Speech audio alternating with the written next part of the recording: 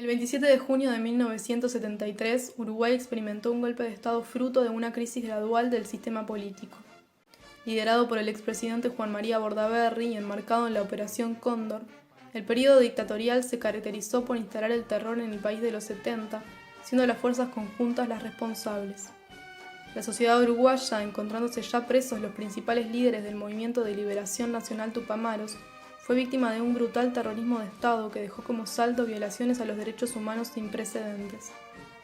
En este contexto, las mujeres fueron doblemente castigadas, por oponerse al golpe y por habitar el espacio político desafiando su relego al ámbito privado. Su represión estuvo fuertemente determinada por su condición de mujer, siendo sus cuerpos territorio de disputa. Como consecuencia, cientos de mujeres y adolescentes fueron apresadas, muchas de ellas asesinadas y otras tantas persisten desaparecidas. A casi 48 años del golpe de Estado, la lucha contra la impunidad continúa. Genocidas, torturadores y violadores siguen sin ser juzgados. Las complicidades siguen obstruyendo el camino hacia la verdad y la identificación exhaustiva de los lugares donde se materializó la represión continúa pendiente. Mientras, víctimas y familiares siguen exigiendo justicia.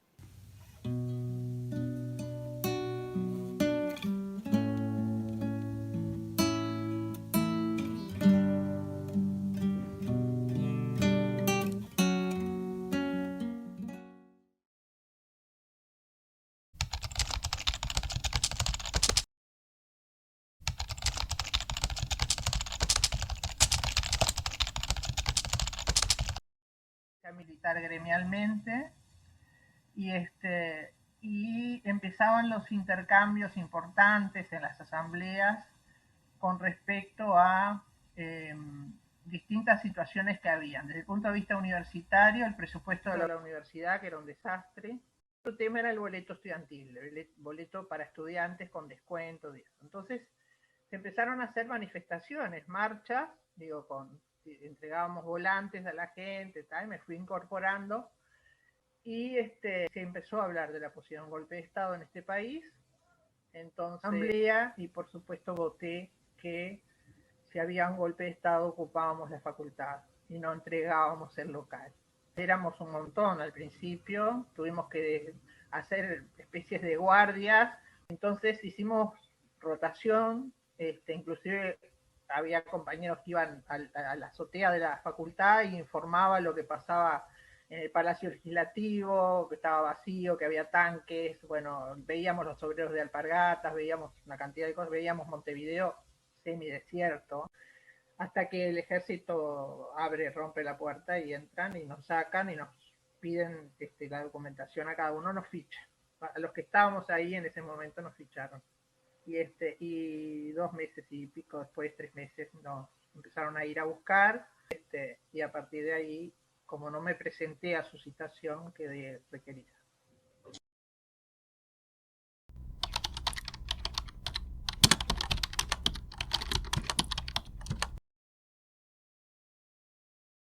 Yo los quisiera ubicar un poco en la época en que sucedió todo esto, digamos.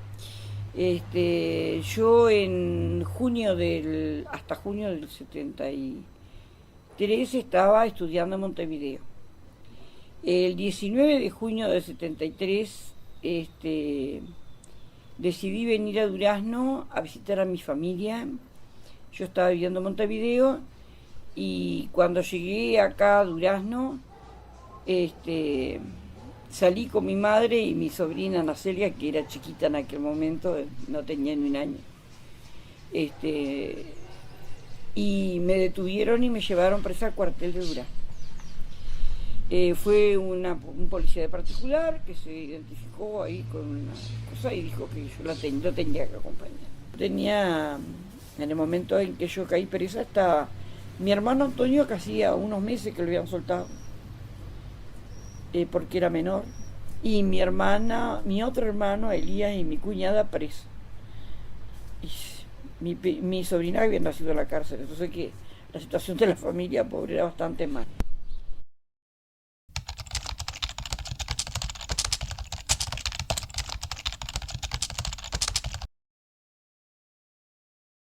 Volvimos de Chile el 8 de abril y después tuvimos días muy duros, tuvimos el 14 de abril, que nos mataron 8 compañeros, que fue un día muy duro. El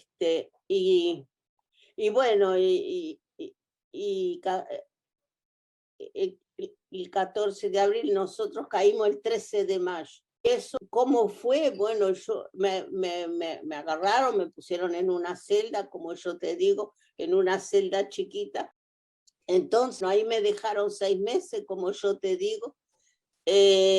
Bueno, era difícil porque te llamaban, sacaban de noche a interrogar y te interrogaban a las 10 de la noche y te traían de nuevo y me tuvieron sin bañar no sé cuánto tiempo, pero bueno, y eso vos pareces un perro de lo sucia que uno está. El 6 de febrero hubo la cosa, el problema de los 4 y 7, yo no sé si te acordás de unos milicos que querían tomar el poder y querían hacer una reforma, yo qué sé. Entonces nos sacaron en apuro, en Chanchita, nos sacaron para la Neri y nos dejaron ahí. Y ahí, bueno, comenzó otra vida, también en cuchetas de A3 dormíamos, pero era más grande y teníamos un gimnasio. Entonces, en el gimnasio podíamos hacer deporte todos los días.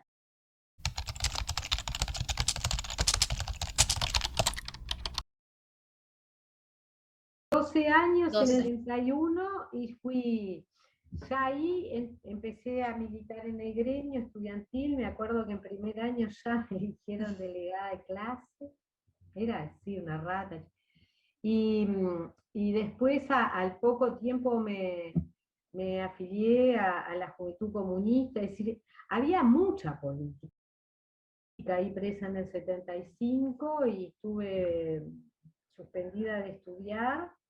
Todo ese tiempo fue muy duro, ¿no? Muy duro, hasta que pude terminar el liceo y eso, y bueno, y después hacer una carrera ya de grande.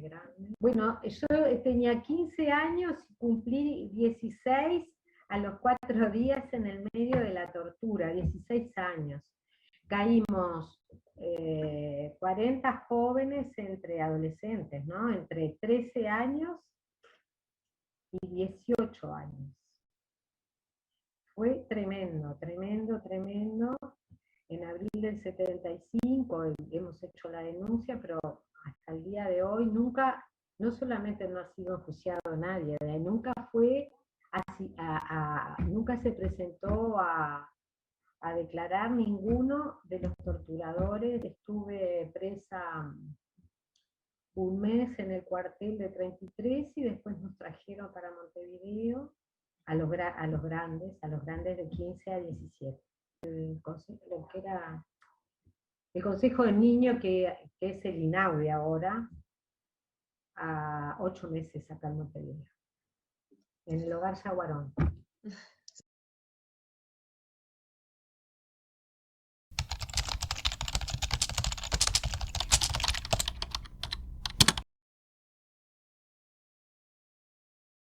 En el año 69, en una ocupación del IABA, soy detenida, entran los milicos y nos llevan a todos, pero yo era menor, 17 años, y me largaron. Bueno, ahí en el movimiento estudiantil yo entro en contacto con compañeros del MLN, hasta que después en el 70 me integro al MLN, pero sigo estudiando, ¿no? Hasta que en el año 71 me van a buscar a mi casa. Y ahí me procesan sin pruebas y voy a Cabildo, en junio del 71. Y en julio del 71 se da la fuga, me fugo de Cabildo y paso a la clandestinidad.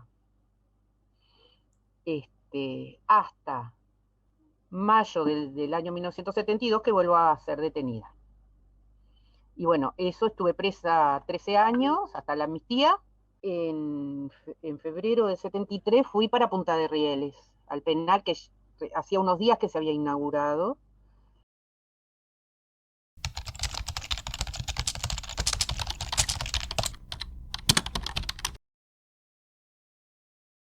Desde la detención de mi compañero, que manteníamos una situación de clandestinidad ambos, seguir significaba tomar una serie de resoluciones que estaban muy contenidas por el hecho de que yo era una persona buscada. Era inevitable que estuviera en la mira, aprontarse a ser detenida en esas condiciones. Teníamos un hijo de 2 años. Yo lo arribo al penal en el junio del 82, es decir que el penal ya tenía mucha historia. Sí. Así que llegar al penal igual fue algo de maravilla, porque venir después de muchos meses de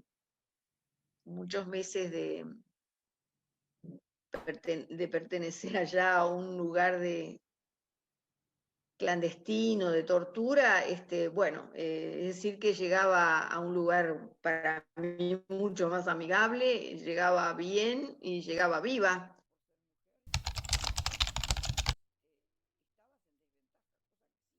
Eran unos tipos muy jodidos, ¿viste? Jodidos, que trataban de hacerte ver de que vos por ser mujer ya tenías, estabas en desventaja, cosa que sí, que era cierta, pero era cierta por la manera de pensar de ellos, por la manera de pensar de la sociedad. Es decir, que vos, claro, y porque vos por estar en lo que estabas eras una puta, no eras una mujer común. No eras una mujer común, eras una mujer que andabas con hombres, era una mujer que andaba ahí por las calles. Y claro, ellos trataban de toda manera de bajarte la autoestima, ¿no? Porque eso era para quebrarte, es decir, para que vos te quebraras. Así como que te decían que te iban a matar a tu familia, que te iban a meter preso a tu familia. Bueno, es bravo, yo creo que fue peor para las mujeres que para los varones, ¿sí? Por eso te decíamos, de que ellos te querían quebrar, porque el hecho de ser mujer ya para ellos era una desventaja y vos te querían quebrar de todas maneras. Y algunas no resistían. En el cuartel que estaba en la enfermería nos trajeron mujeres para cuidarnos.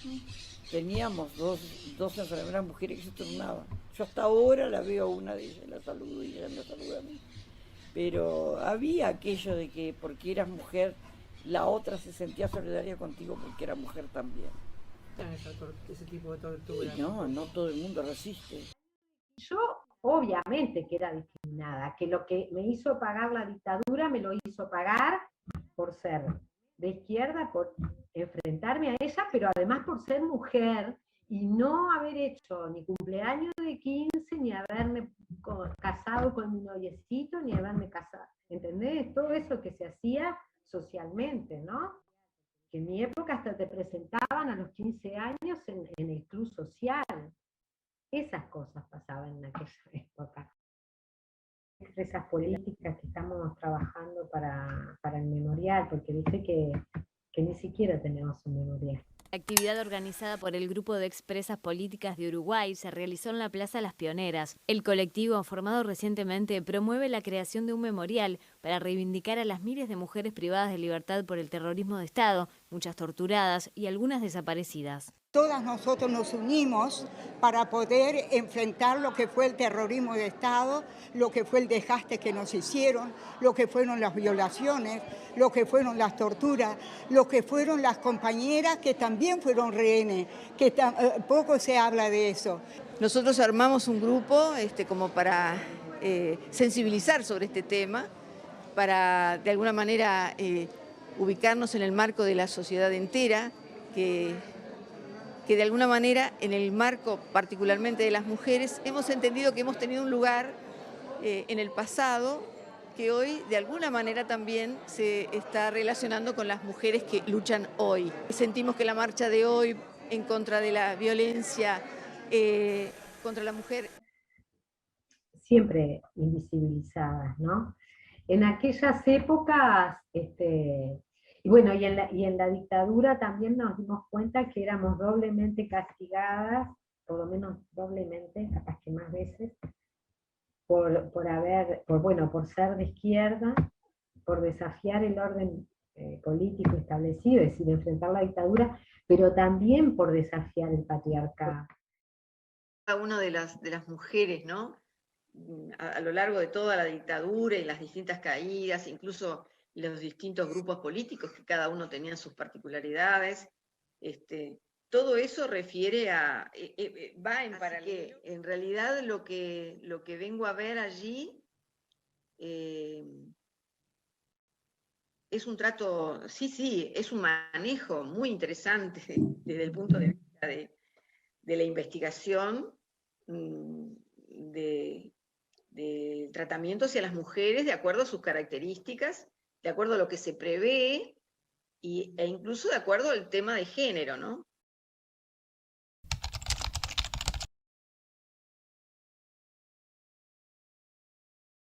Tengo derecho, me decían de entrada, yo tengo derecho a desaparecerte, totalmente desaparecerte, y fue lo que hicieron, ¿no? Y yo sabía que sí, que ya había, en ese momento ya había muchos compañeros desaparecidos, que las familias no los encontraban en la cárcel, en ningún lado.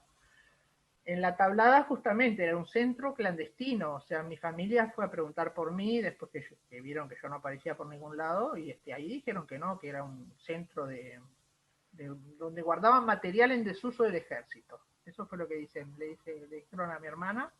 Y bueno, yo en una entrevista, no sé si tú la viste en La Letra Chica, conté un poco cómo fue la bienvenida. La bienvenida a la Tablada fue desnudarme totalmente. Bueno, primero la oferta, ¿no? Ya sabemos todo de tu actividad, estabas militando en contra nuestro. Entonces, bueno, papel, lápiz, escribí todo lo que hiciste, todo lo que haces y nombres. Dónde vivís, quién te cobijó, quién te ocultó. Como ese papel quedó en blanco, al cabo de un poco tiempo, me desnudan, me llevan a un baño, yo no veía nada, ¿no? Pero siento que se abre una ducha helada, que empieza a correrme y empiezo a sentir pasos que van dando toda la vuelta alrededor de ese baño gigante, y cada vez eran más pasos y cada vez más personas hablando, que decían lo que te iban a hacer, en qué estabas buena, en qué no, me gusta esto, no me gusta lo otro, qué tal si le hacemos esto, qué tal. Esa fue mi bienvenida. Y lo segundo, que tiene que ver mucho con la mujer hoy, es esa famosa historia de, bueno, vos no querés contar, no querés decir, no querés reconocer, me obligás a mí a hacer determinadas cosas. Que es un poco disfrazado la historia del abusador con su víctima, ¿no? Bueno, vos en realidad agarraste por una calle que estaba un poco oscura y entonces, o andás sola, o pusiste tal ropa y me obligás a mí a abusar de vos. O sea, la culpa es de la víctima. Era como ellos te decían, o sea, en realidad me obligás a mí a torturarte.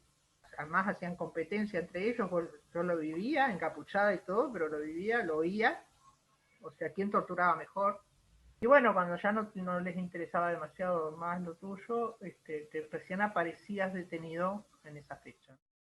Me entrevistó en aquel momento porque estaba en Durazno, en ese momento Boletini, que era el ministro de Defensa de aquel momento. Bueno, me preguntó quién era, porque que había ido a hacer a Durazno, que había ido de visita. Y bueno, y después de eso se fue el ministro, me dieron una paliza bárbara. No me dieron opción de nada porque me pegaron mucho y me tuvieron parada de plantón mucho tiempo. Y después me llevaron a un sótano, me torturaron con picana, intentaron violarme, no me pudieron violar porque yo me saqué la máscara. Si ellos te ponían una capucha, y como el tipo que me fue a violar dijo, yo quiero ser el primero, yo me di cuenta que el tipo se iba a tirar arriba mío y me saqué la máscara. Y de la casualidad que al hombre yo lo conocí, porque era de Durazno. Nosotros teníamos 13, 14, 15 años, 16 años. Éramos vecinos, compañeros de clase de los hijos de los que nos torturaron, por ejemplo, para que se hagan una idea de la crueldad.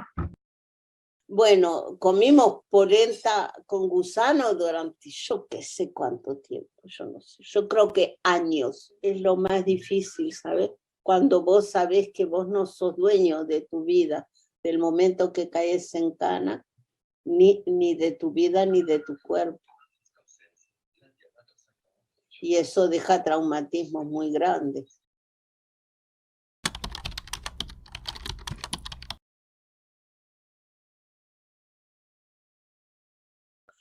Pero que nos reíamos. Eso es lo que tiene, ¿viste? Fue muy difícil la comida, todo las requisas, todo. Pero entre nosotros había... yo las quiero como si fuera de mi familia, mis compañeros. ¿Viste? Y los compañeros, que nos hablamos por WhatsApp, nos vemos todavía, todo el mundo está viejito, pero bueno, ¿qué vamos a hacer? Envejecimos, pero yo con las compañeras, ¿viste? Vos con la gente que vivís 24 horas sobre 24 durante años, ¿cómo te puedo decir? No podés mentir. En el penal de Punta de Rieles, la característica era que no estaba sola. Estabas en soledad solamente cuando te mandaban a calabozo sancionada. Sino, después siempre estabas en celdas de un mínimo 4 y un máximo 20, ponele, celdas grandes. Eso es algo que te fortalece muchísimo. Te puede complicar, no sé, pero más es lo que te fortalece, ¿no? Estar con otras compañeras compartiendo esas circunstancias, ¿no? Nosotras nos apoyábamos muchísimo unas a otras y era como, bueno, teníamos inclusive discusión política, tratábamos de estudiar en los periodos en que había libros en el penal, tratábamos de informarnos por todos los medios que pudiéramos de lo que estaba pasando afuera. Nosotras, lo bueno que teníamos era que teníamos una gran confianza entre nosotras, que teníamos un gran respaldo entre nosotras, un gran apoyo, siempre encontrábamos apoyo, o sea, no había problema en que vos lloraras, en que vos te sintieras triste, en que vos te sintieras como fuera, confundida, como fuera, que siempre ibas a encontrar apoyo en alguna compañera, ¿no? Es un lazo muy fuerte el que conocíamos en las acciones más cotidianas y en las acciones más jodidas que le pueden tocar, ¿no?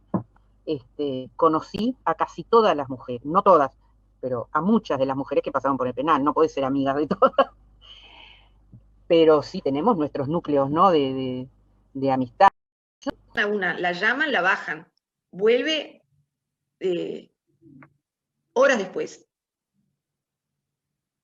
¿Qué era lo que ellos te hacían, te querían hacer creer? Que esa compañera había contado, había dado detalles de la convivencia, porque a esta altura no había más nada que eso, pero entonces te ponía la situación, si vos te seguías el razonamiento que ellos te imponían, ¿no?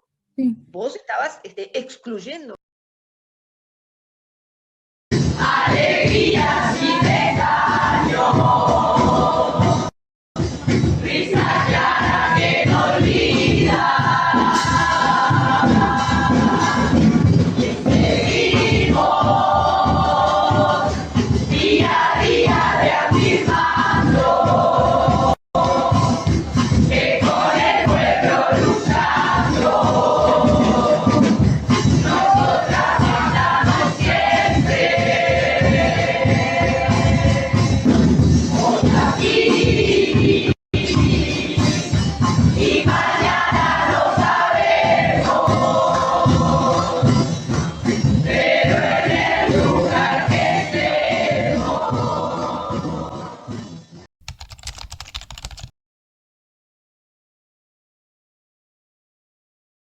valor. Todo lo que habíamos vivido en aquella etapa, yo creo que es algo que no ha terminado todavía. Las necesidades de saber cómo lo vivíamos forman parte también de ese no haber culminado, que tal vez no culmine nunca, porque tampoco culmina para la familia. Es un hecho que a veces pasa como desapercibido. La opción de seguir militando, los lugares a los cuales nos teníamos que enfrentar nuevamente, la síntesis de aquella etapa de la lucha contra la dictadura, las cosas que habían quedado por el camino, todo eso es parte de la nueva problemática del análisis que no podemos dejar de hacer. No en todos lados se dio la circunstancia especial de que la denuncia nuestra, somos unas cuantas mujeres detenidas en periodos distintos, desde el 72 hasta el 83, de grupos políticos distintos, de 5 grupos políticos distintos, y en todo el país. Lo que claramente tipifica un delito de lesa humanidad. La Corte de Uruguaya no lo reconoce como de lesa humanidad estos delitos. Gavazo fue procesado por 25 o 28, no recuerdo, homicidios comunes, como si él fuera simplemente un asesino serial. Entonces, si él no fuera considerado un homicida común y corriente, sino que cometió delito de lesa humanidad, él no tendría derecho a tener, por ejemplo, prisión domiciliaria. O sea que esa es otra pelea para dar. Es importantísimo que ustedes se interesen en este tema, porque es un tema que lo van a tener que seguir peleando ustedes. Se ha logrado algo, un avance. Todo eso se va logrando a través de una inmensa lucha y meterle para adelante. No existe el beneficio así, que te caiga del aire. Lamentablemente no sucede. Hay que pelear, para eso hay que transmitir, hay que explicar, hay que seguir hablando, hay que seguir contando. Y bueno, y lo que yo te dije, si vos te acordás de la 10ª parte de lo que yo dije para poder transmitirlo, ya está, hurra. La obligación de militar por ellos. ¿Estamos? Vos tenés la obligación, hay que militar. No se puede uno quedar en la casa esperando que el mundo se venga abajo. En un país que sufrió una dictadura tan tremenda, y me parece que las nuevas generaciones tienen que tomar contacto con esa historia, que es su historia, es mi historia, sí, personal, pero es la historia de ustedes. Esto le pasó a este país, esto le pasó a gente como ustedes, con la edad de ustedes, con menos edad, porque hay gente que está desaparecida y no sabemos si ellos no van a decir, porque hay pocos que han ido a la justicia, la inmensa mayoría en este país son buenos abuelitos y deben de abrazar y besar a sus nietos como buena gente, y no son buena gente. Son de la peor lacra, porque no son ni gente. Nosotros tenemos que tener memoria, y por eso les doy gracias, construirla y reconstruirla siempre, para que esto no suceda nunca más en ninguna parte del mundo, para que no se avasallen las libertades de nadie, para que la gente no vea vulneradas sus derechos, para que no la maten y la asesinen porque pensaba distinto. Caminante, no hay camino, se hace camino al andar se hace camino, y al mover la vista atrás se ve el camino que nunca se volverá a repetir. Caminante, no hay camino, se hace camino al andar. Porque haces camino si caminás, si no caminás, ¿no?